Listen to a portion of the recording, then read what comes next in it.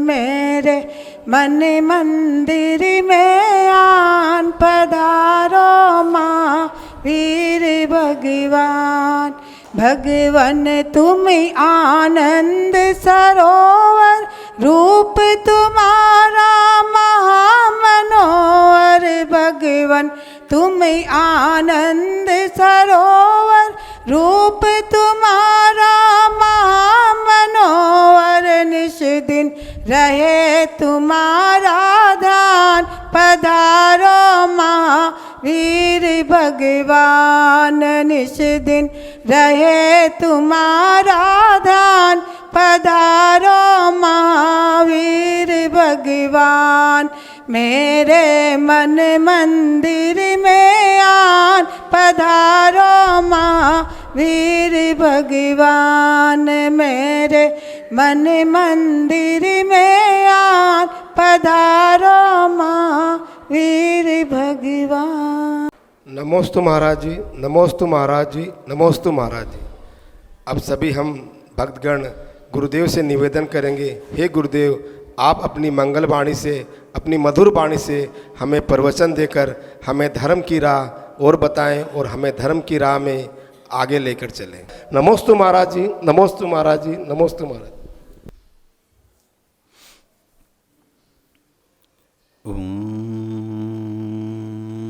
नमः सिद्धिभ्यः।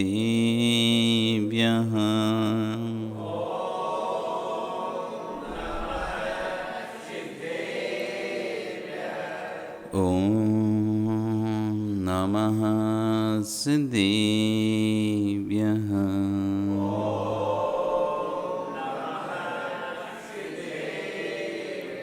ॐ नमः सिद्धिभ्यः।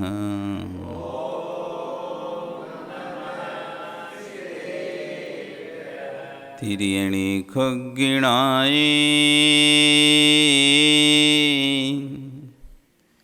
रुत्तारी मोहि शिर शिरेणि विहु। आयरी राव पसियो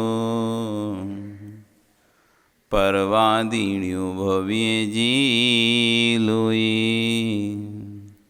नमो अरिहंताणं नमो सिद्धाणं नमो आयरियाणं नमो अच्छायाणं नमो लोये सव्यसाहुरं।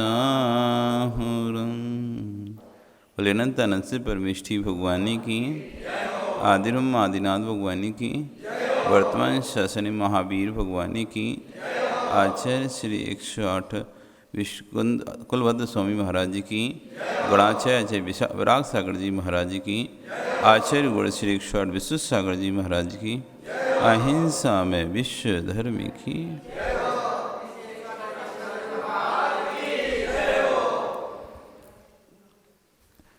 भवबंधु, वर्तमान शासन न्यायिक वर्धमान स्वामी के शासन में तीर्थंकर प्रभु की चरण निश्रा में बैठकर हम सभी जिन देशना का श्रवण कर रहे हैं।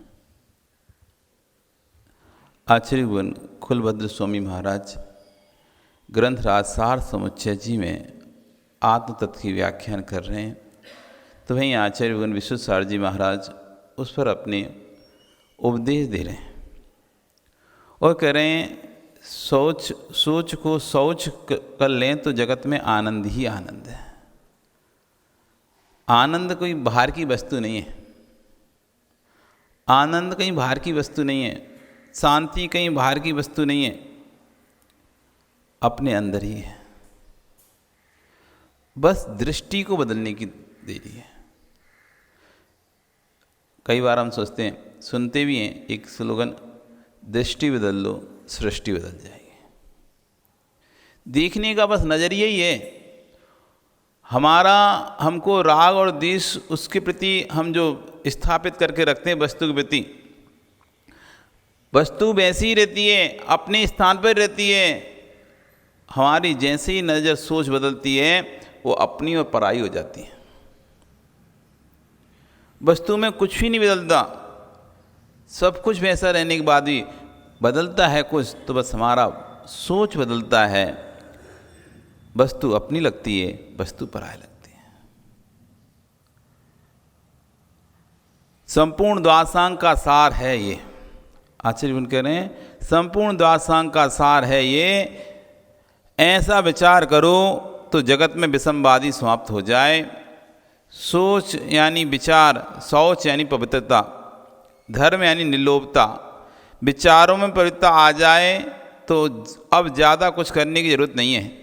जितना अनर्थ हुआ है और जितना अनर्थ हो रहा है और आगे होगा, विचारों से ही होगा। जितने अनर्थ हो रहे हैं, पहले क्रियाओं में कोई भी पाप नहीं आता।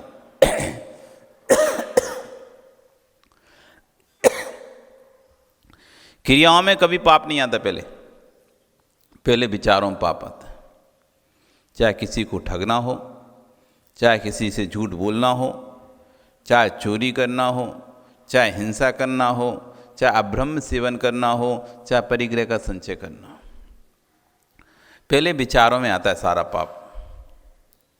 जब विचारों में आ चुका होता है, फिर क्रिया में आता है। हम सोच लेते हैं हमें इस तरह से ही कार्य को करना है जिससे किसी को पता ना चले। हमको झूठ बोलना है, हम सोच लेते हैं हम इस तरह से बोलेंगे झूठ जिससे कोई पकड़ नहीं पाए। हमको चोरी करना है तो हम इस तरह से उठाएंगे वस्तु को, कोई को पता ना चल पाए। हम इस तरह से मारेंगे कोई को हमारा नाम नहीं आए। हम इस तरह से ब्रह्म का सेवन करेंगे, किसी को पता ही नहीं चले हमने ब्रह्म का सेवन किया है। हम इस तरह से परिग्रह का संचय करेंगे, दुनिया को पता नहीं चले हमारे पास कितना पैसा है। हम यहाँ से धन इकट्ठा करेंगे, वहाँ से इकट्ठा करेंगे, ये व्यापार से करेंगे, इस जगह से करेंगे। कितने प्रकार से हम सोच के रखते हैं हर चीज़ को। पहले हमारे विचारों पर, शरीर से तो कर पाए नहीं कर पाए बात की बात है। बहुत कम लोग शरीर से पाप करते हैं। शरीर से पाप तो हमारा बहुत कम लोगों को होता है। तो हम सोचते हैं कि हमें ये कार चाहिए, मुझे तो ये वाली गहने मिलना चाहिए, ये ज्वेलरी मिलना चाहिए।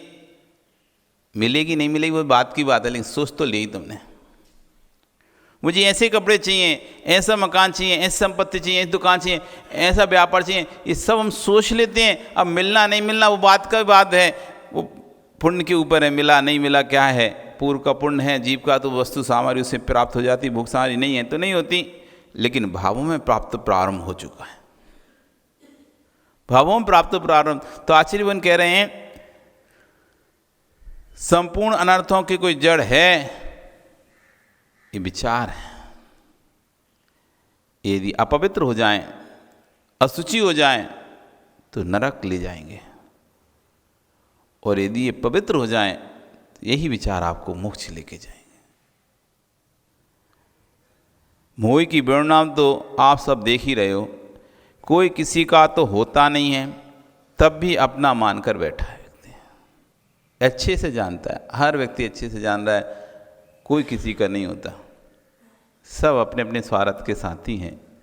स्वार्थ पूर्ण हुआ, सब स्वार्थ एक ही प्रकार का नहीं होता। स्वार्थ बस एक ही प्रकार का नहीं, तो स्वार्थ के अनेक अर्थ होते हैं। स्वार्थ मतलब अपना समय समय पूरा करके, स्वार्थ के भिन्न भिन्न अर्थ हैं। अपना समय पूरा करके चले जाएंगे। स्वार्थ के साथी मतलब एक तो स्वार्थ वो होता है काम निकला और दूध में से मक्खी निकाल के फेंक दिया, एक तो स्वार्थ इस तरह का कहलाता है। दूसरा स्वार्थ अपना अपना समय पूर्ण करेंगे और अपने अपनी आयु के अनुसार मरण करके अपने चले जाएंगे। तुम्हारे लिए थोड़ा बैठा रहे कोई कि तो ये मुझको बहुत प्यार करता है, ये तो मुझको बहुत चाहता है, मैं इसको छोड़ के नहीं जाऊँ। आयु कर्म आएगा, चले जाएगा। अब वो आप चाहे रो, चाहे बिलखो, चाहे चिल्लाओ, चाहे कुछ करो, कोई रुकने वाला तो है नहीं। ये भी स्वार्थ है।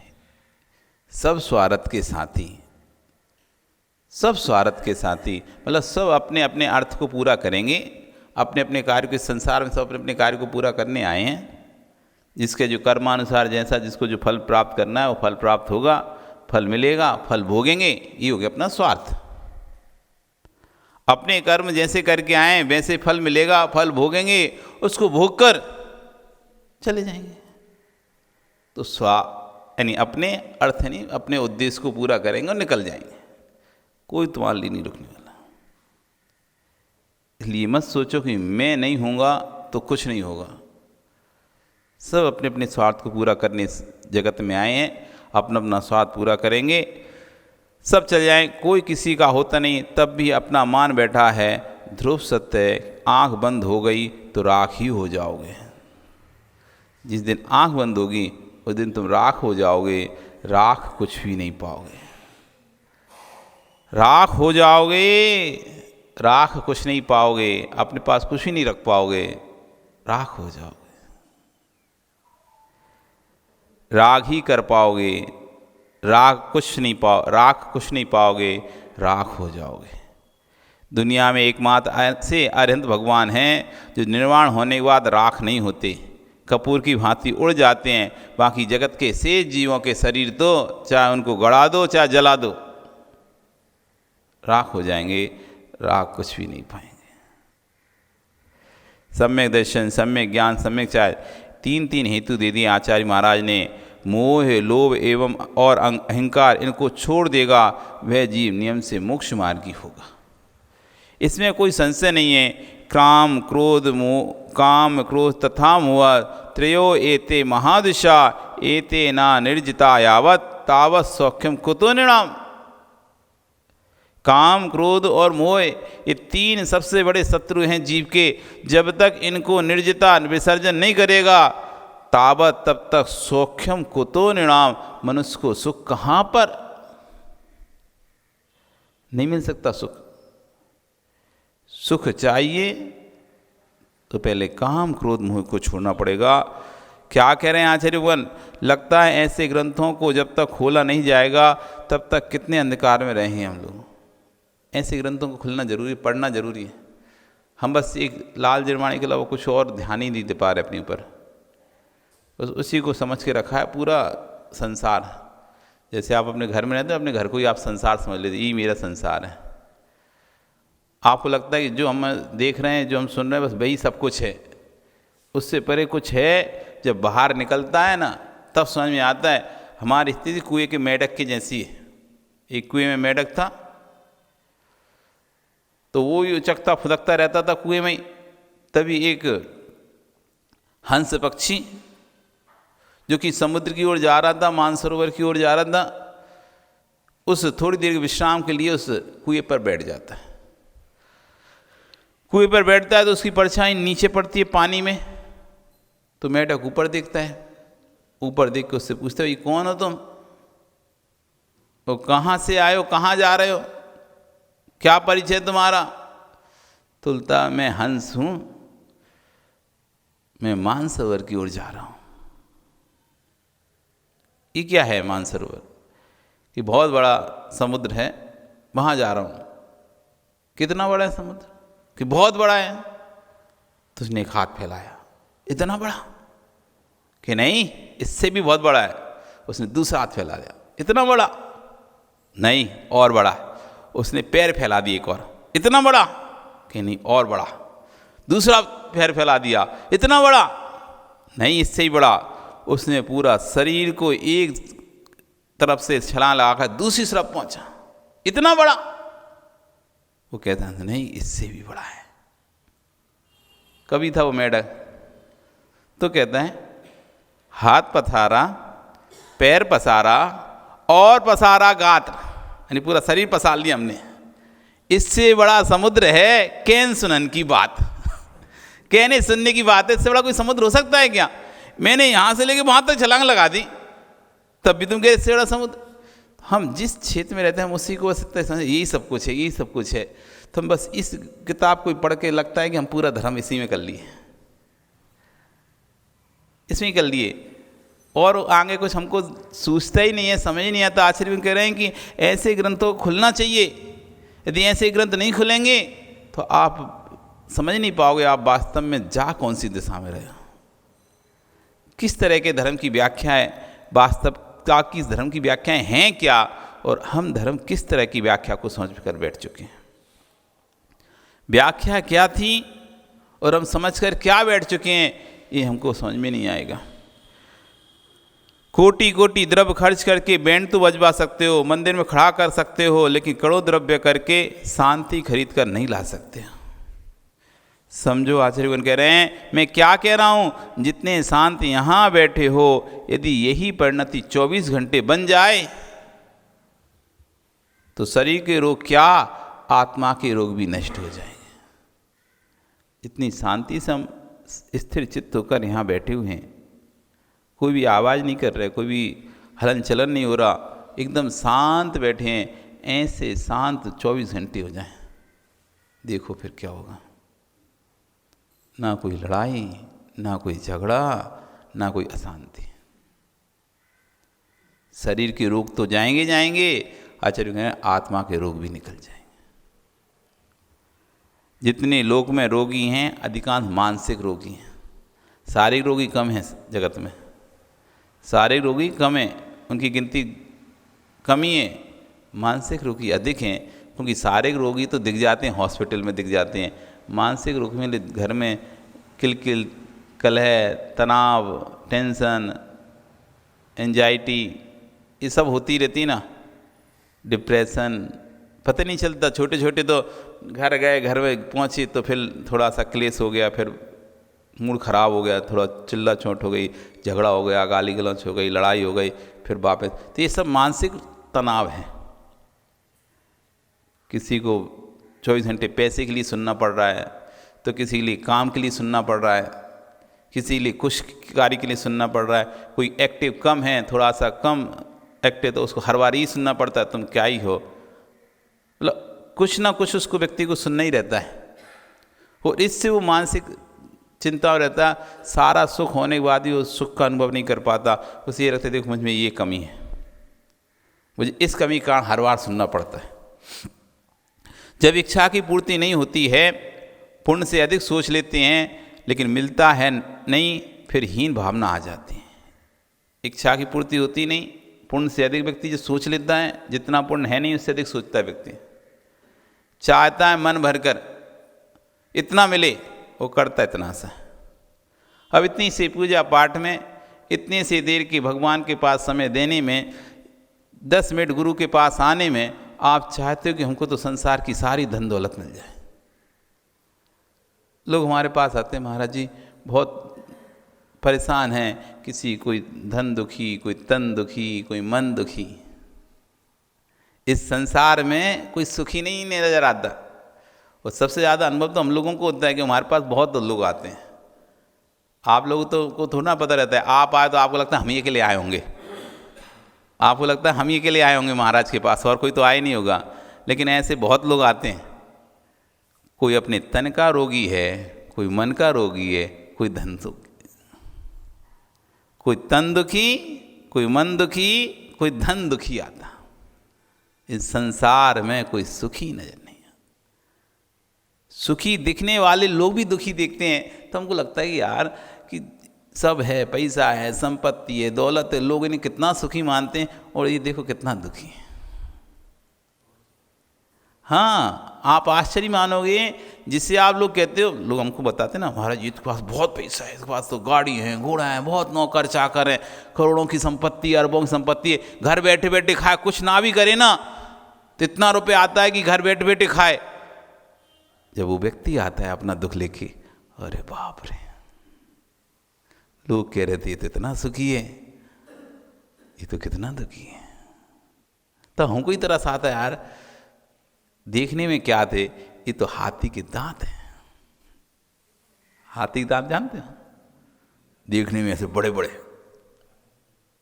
और खाने के छोटे छोटे। हाथी के दांत हैं ये तो, दिख तो रहे हैं ऐसे खाटी। तुम्हारे यहाँ क्या कहते हैं, खाटी करोड़पति, ऐसा बोलते हैं ना, क्या बोलते हैं? ऐसे ही बोलते हैं ना, खाटी करोड़पति। खाटी करोड़पति है तो वो देखने में लग रहा था खाटी करोड़पति, जब दुख लेके आया, ऐसे करोड़पति देखो दुखी हैं। कोई अपने बच्चों से दुखी है, कोई पत्नी से दुखी है, कोई भाई से दुखी है, कोई नौकरों से दुखी है, कोई रिश्तेदारों से दुखी है, कोई व्यापार से दुखी है। कोई सुखी नहीं है,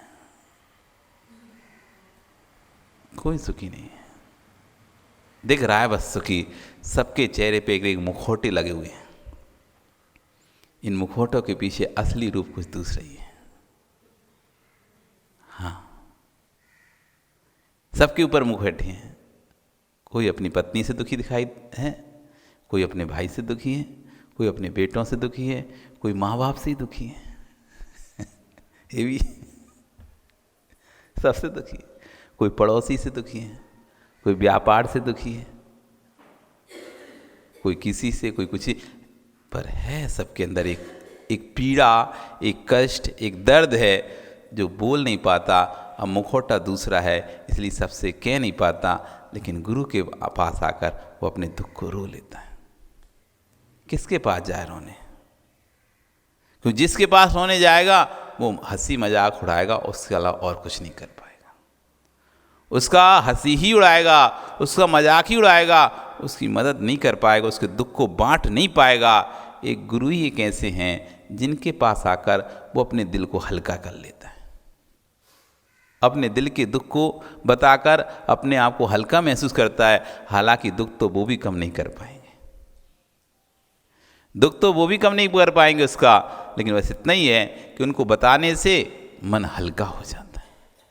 तो आचार्यवन कह रहे हैं कि जितनी सामर्थ्य पुण्य की है नहीं, उससे ज़्यादा हम सोच लेते हैं, जितना हम करते नहीं उससे ज़्यादा चाहते हैं। 10 मिनट के धर्म में जीवन भर का सुख चाहते हैं, 10 मिनट के धर्म में जीवन भर का सुख चाहते हैं।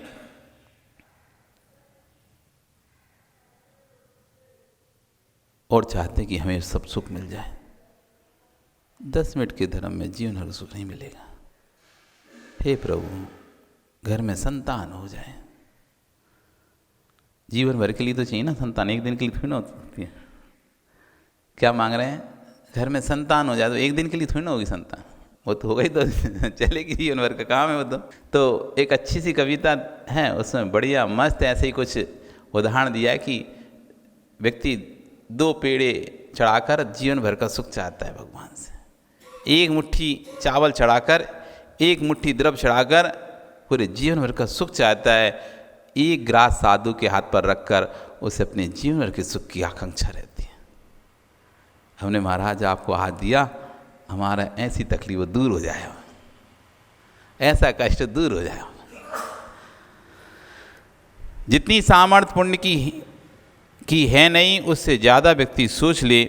अरे ज्ञानियों, ठंडी का मौसम है, चादर छोटी है, पैर लंबे हैं, तो क्या करना चाहिए? अपने पैर सिकुड़ लो, ठंडी बच जाएगी। ऐसे पुण्य की चादर छोटी है, इच्छाओं के पैर लंबे हैं, तो दुखी होना ही पड़ेगा। नियम है ये। तो आपकी इच्छाएं अधिक हैं और सामने वाले की सामर्थ्य इतनी है नहीं वो पूर्ति कर सके, तो सतत दुखी रहोगे। आज घर में आधे लड़ाई झगड़े तो यही हैं। पत्नी कहते हैं ये चाहिए, ये चाहिए, ये चाहिए। अब तुम कह रहे कहाँ से लाएं, इतना पैसे नहीं, आय नहीं, इनकम ही नहीं है। आप कर करके मरे जा रहे हो, इधर से लोन, उधर से लोन, यहाँ से वहाँ से, इसकी टोपी उसके सर, उसकी टोपी उसके सर, इधर से पैसा इधर उधर, लेकिन इच्छाएं ख़त्म ही नहीं रहे। कहीं ये चाहिए, कहीं वो चाहिए, कहीं ये चाहिए। तो बहुत सारी आपके सामने रखी हैं इच्छाएं, आप एक अकेले करने वाले और घर के चाहने वाले इतने सारे हैं। अब बताओ कैसे होगा? कमाने वाला एक सिंगल मात्र जीव और इच्छाओं को जताने वाले कितने सारे जीव। उन सब की एक ही व्यक्ति की इच्छा पूरी करनी है। अब वो दुखी और इच्छाएं इतनी बड़ी बड़ी हैं सबकी, एक व्यक्ति कैसे पूरी करेगा? तो निरंतर सतत दुखी ही रहेगा। जो कर रहा है वो भी और जो इच्छाएं पूरी कर रहा है वो भी। क्योंकि जो कर रहा है उसने कहा था इतना चाहिए, अब तुम्हारी सामर्थ्य उतनी सी, तुम इतना सा ला के दिए। उसे इतना चाहिए था, तुम इतना ना देकर अब तुम अपनी सामर्थ्य से इतना सा ला के दिए। उसे 10,000 की साड़ी चाहिए थी, आपने 2,000 की साड़ी दी, तो साड़ी की साड़ी भी गई और सुख का सुख नहीं मिला। क्यों? उसे तो 10,000 की चाहिए थी और आपकी सामर्थ्य थी 2,000 की। तो 10,000 की आप दे नहीं पा रहे थे, 2,000 भी आपने बड़ी मुश्किल से खींचा तानी करके दिया, तो आप दुखी रहे कि 2,000 चले गए मेरे इतने से उसमें। और वो सामने वाले का क्या 2,000 की दी, क्या करेंगे इसका, रख दो, फेंक दो। ले, वो भी दुखी। इच्छाएं पुण्य से अधिक हो गई तो कह रहे हैं दुखी होगा। इसलिए इच्छाओं को सिकोड़ लो तो सुख में जियोगे। किसी के घर मांगने नहीं जाना पड़ेगा, किसी से कुछ नहीं लेना पड़ेगा और किसी के द्वार पर गरीबी में रोना भी नहीं रोना पड़ेगा। इस समय सारे विश्व में सबसे बड़ी कोई पीड़ा है तो ऋण लेना है। सबसे बड़ी पीड़ा कोई है ना, ऋण लेना है। इसलिए सूखी रोटी खाना श्रेष्ठ समझना, लेकिन ऋण लेके घी पीना श्रेष्ठ मत समझना। आज के जगत का ज़माना ऐसा है, कुछ है नहीं है इनके पास, जितने दिख रहे हैं ना है कुछ नहीं है। वास्तव में तुम देखोगे ना, बड़ी बड़ी मिलों वाले, बड़े बड़े सब वाले, सब मॉर्टगेज रखी हुई बैंकों में। वास्तविकता जब देखें तो सब मॉर्टगेज है, सब ऋण पे लगी है, सब ने पैसा ले लिया है। पैसा लेकर बैंक को पागल थोड़ी ना जो तुम्हें पैसा इतना लोन दे रहा है, तुम्हारे सारे कागज रख लेता है। जिस दिन घाटा लगेगा ना तो सब पता चलेगा कि इतना लोन था, अब पटा नहीं पा रहे, बैंक ने सब छुड़का लिया, सब अपने अंडर में कर लिया। इसलिए जगत का सब, इसलिए आचार्य कह रहे हैं ज़्यादा दिखावे के चक्कर मत रहो। व्यक्ति लग्जरी लाइफ जीने के चक्कर में, अच्छी हाई फाई लाइफ जीने के चक्कर में ऋण ले लेता है। क्रेडिट कार्ड चल गए आजकल, तो क्या चल गए पता ही नहीं चल रहा। तो जो खरीदना खरीदते जाओ, शॉपिंग शॉपिंग शॉपिंग। 2 लाख की लिमिट है, 4 लाख की लिमिट है, खरीद लिए, अब हो गया ऋण चल गया, अब बेटा पटा ले लो क्रेडिट कार्ड। धोखे से ले मत लेना मनोज क्रेडिट कार्ड। कोई फ्री में भी दे रहा हो ना, बोले कि हम तुम्हारा फ्री में क्रेडिट कार्ड बना दे रहे हैं, रख ले लो, दद्दा चाहिए ही नहीं है। ऋण चढ़ाने ही हमें अपने सिर पे, चढ़ाने हम तो डेबिट कार्ड ही ठीक है, जितना पैसा हो उतना डालेंगे उतना ही उपयोग होगा। कौन पता तो रहेगा इतना पैसा है हमारे पास, इतना खर्चा करना है। यहाँ तो पता ही नहीं है, करते जाओ कोई मांगने वाले नहीं है। 40 दिन बाद मांगेंगे 40 दिन तब तक पता चला 2 लाख का हो गया, अब पैसा है नहीं देने के लिए। डेबिट कार्ड से वो भी पैसा खत्म और क्रेडिट कार्ड का ऋण भी और चढ़ गया। इसलिए जगत में सबसे बड़ा दुख यदि कुछ है, ऋण है। इसलिए सूखी रोटी खाना श्रेष्ठ है, लेकिन ऋण लेके घी पीना श्रेष्ठ नहीं है।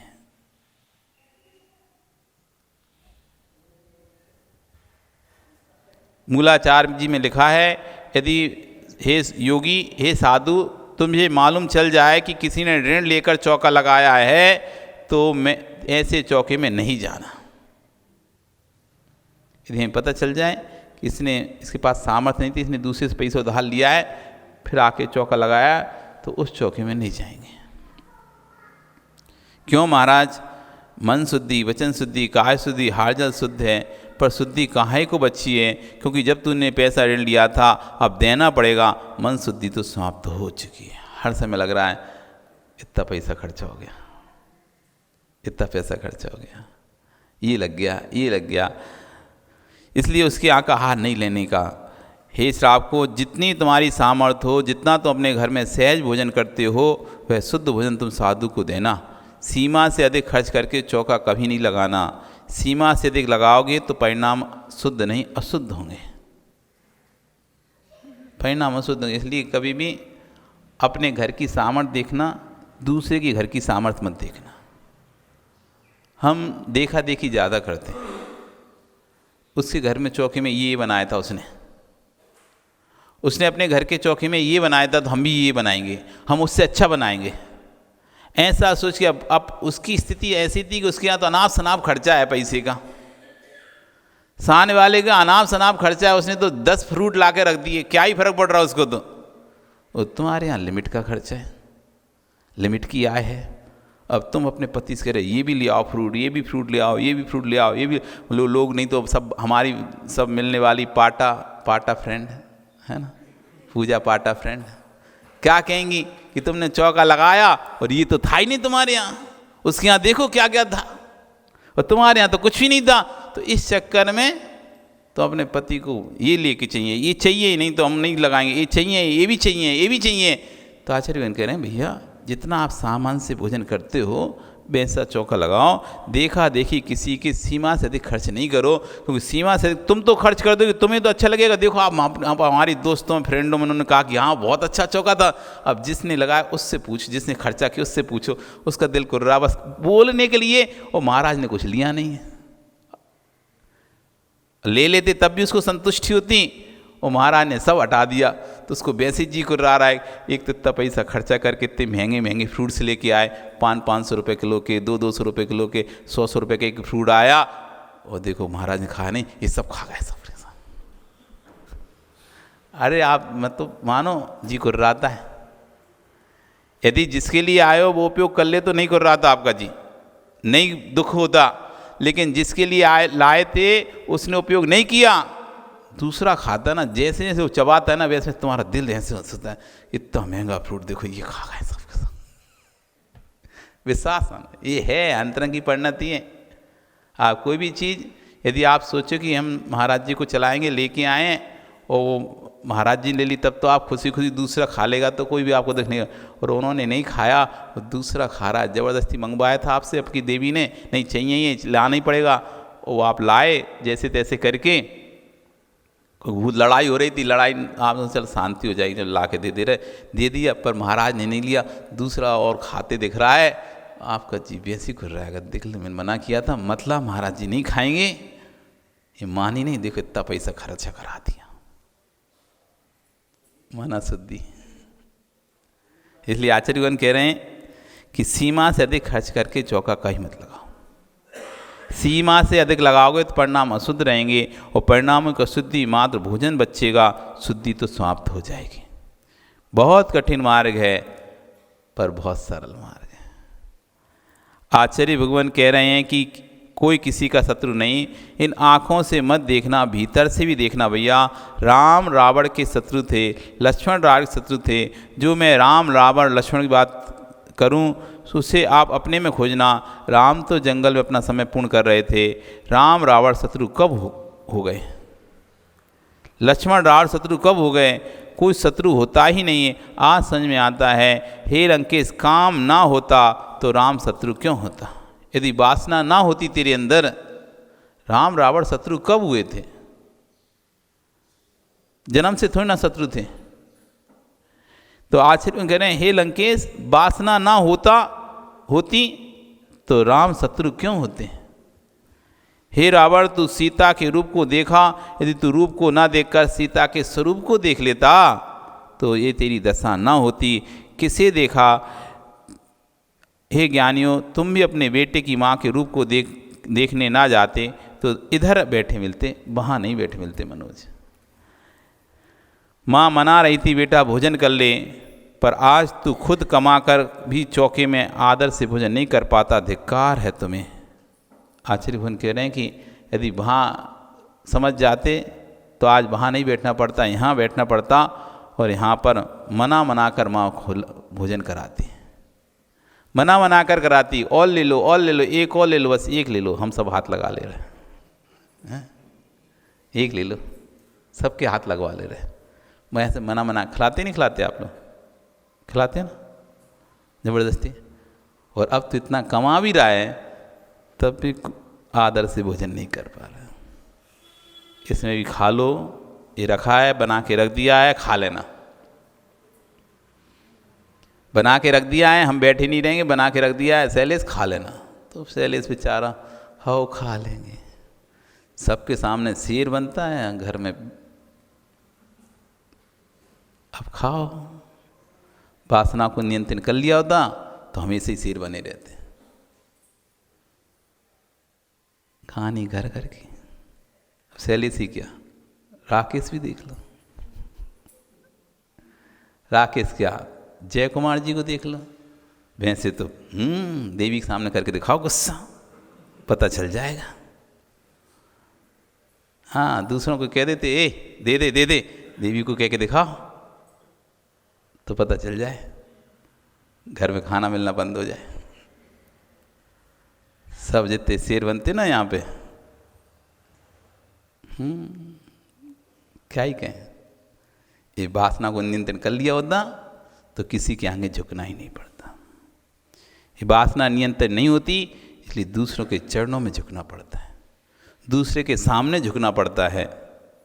नियंत्रित रहते तो किसी के सामने झुकना पड़ता। धन्य है योगी जो कभी किसी के चौके में पता नहीं करने जाते और जब निकलते हैं तो स्वामी नमोस्तु नमोस्तु कैसा लग रहा है आपको? राम नहीं काम शत्रु था तुम्हारा, हे लंकेश राम नहीं काम शत्रु था तुम्हारा। कोई किसी की सेवा करना पसंद नहीं करता, मनुष्य जैसा अहंकारी प्राणी किसी की सेवा करना करे ये संभव ही नहीं है। अहंकार मनुष्यों को तो विरासत मिलता है।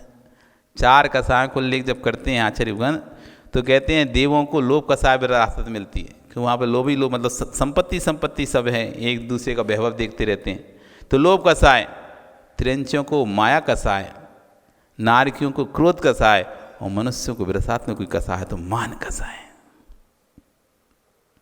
मनुष्य जैसा मानी कोई जीव नहीं है, मनुष्य जैसा मानी कोई जीव नहीं है। कह रहे हैं मनुष्य जैसा अहंकार प्राणी किसी की सेवा करे ये संभव नहीं।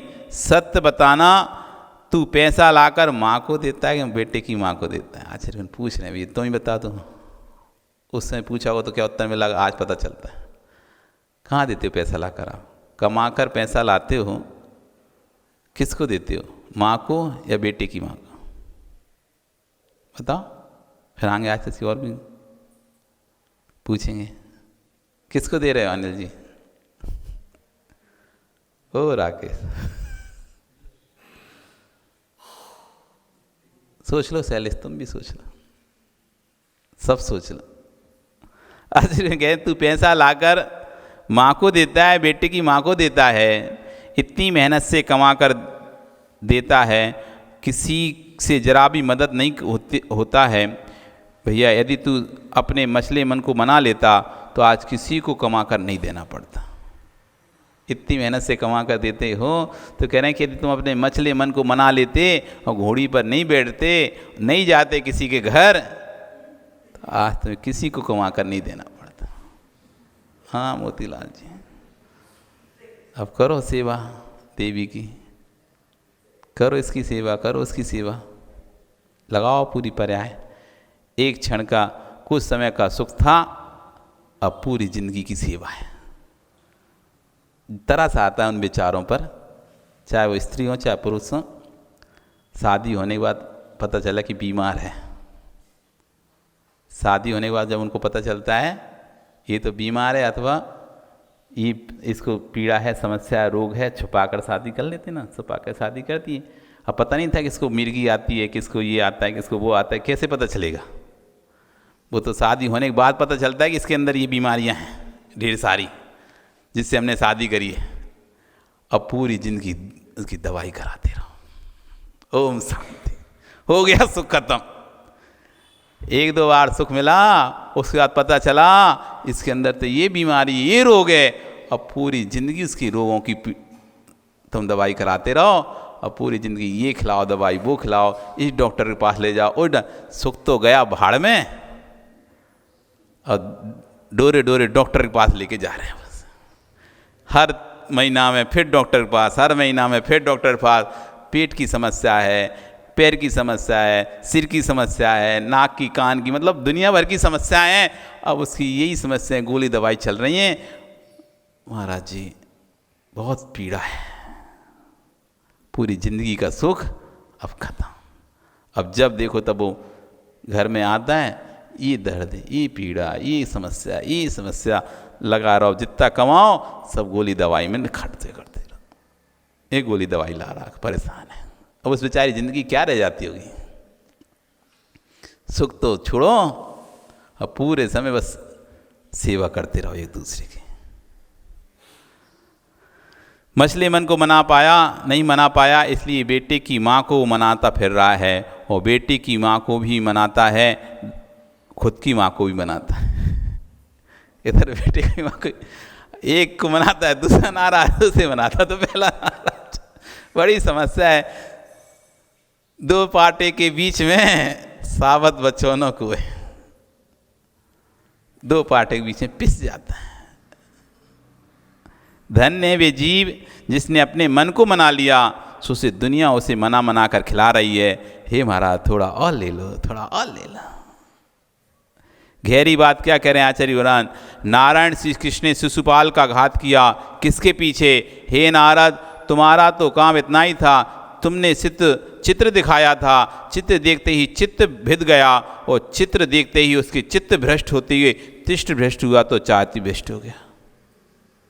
आचार्य कह रहे थे रुक्मणी का चित्र ही दिखाया था सिर्फ नारद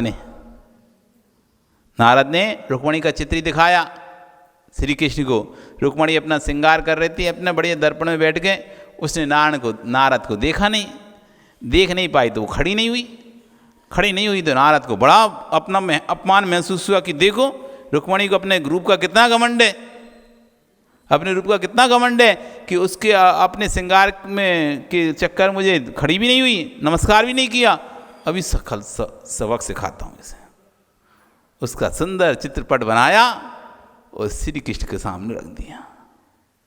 और जैसे ही श्री कृष्ण ने चित्रपट देखा वो तो अब ऐसे हो गए कि मुझे तो बस ये चाहिए, इतना बेचैन हो गए उसका अपहरण करने के लिए चले गए। वो बीच में शिशुपाल से युद्ध हुआ, शिशुपाल को उन्होंने घात कर दिया।